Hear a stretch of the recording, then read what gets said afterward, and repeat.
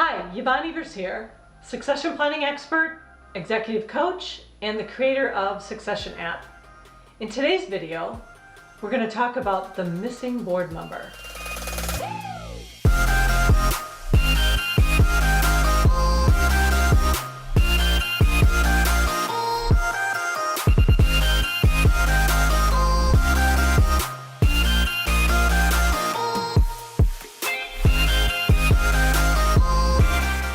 Does this ever happen at your organization? You search and search for board members. You vet them, you interview them, and they decide they want to be a board member for your organization. And then you're so happy, but when it comes to the board meetings, they consistently miss board meetings.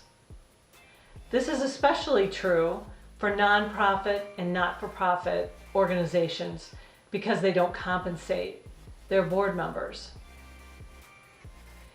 If this is happening, the board really needs to take action.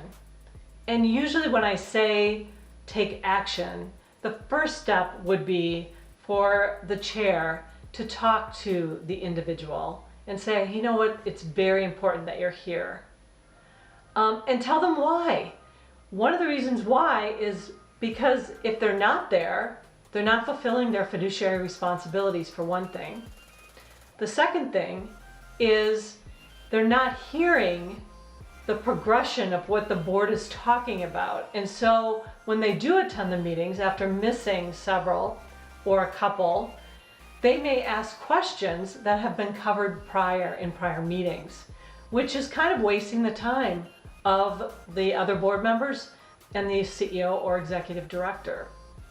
So it is important to, if you're going to be a board member, commit to being a board member, an active board member, one that is very engaged at the organization. So what can you do? First of all, when you're recruiting board members, make sure that you're letting them know the time commitment that's required for being a board member at your organization.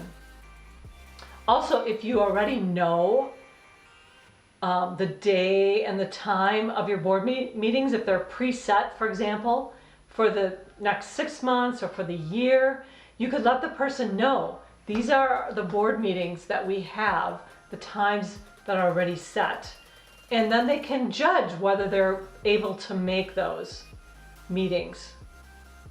The second thing you can do is during the onboarding process for a new board member, make sure you're setting those expectations.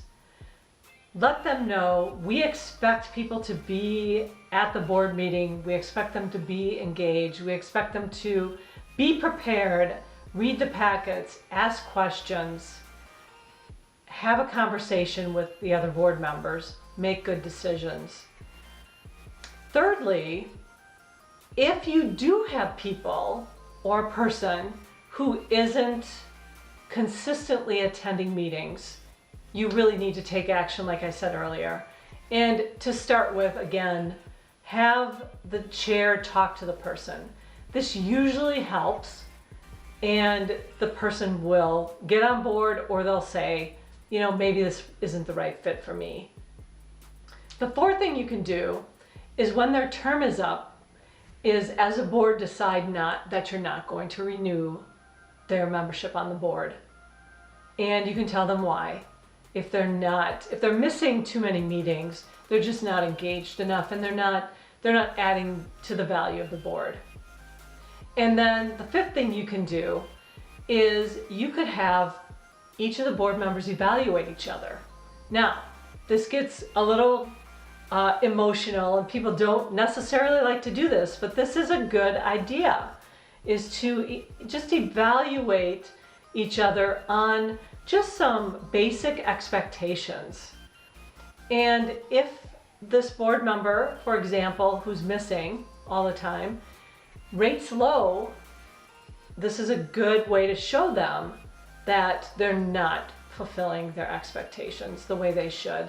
And this is why maybe you're not recommending them for another term, or maybe recommending that they're not a good fit for your organization. Board member positions are very, very important. It's important to attend the meetings and be committed. Don't forget to hit the subscribe button below to get information on succession planning, what you need to know.